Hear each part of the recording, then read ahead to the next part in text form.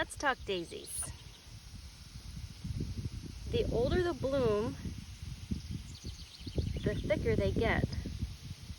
And it's really tough. It's going to take a lot to press that.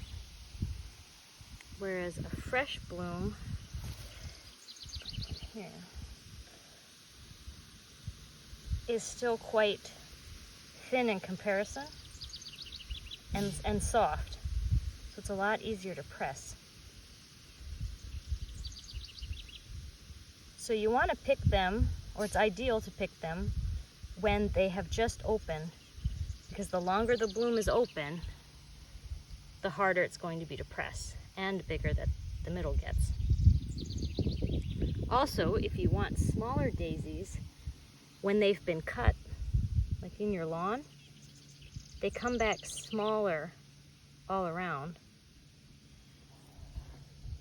than they do if they've, now these ones are kind of past their prime, but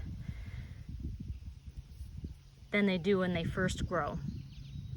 So if I was to cut this down, it would come back with smaller blooms altogether. But look how, as they really go, they really get thick. And that's hard there.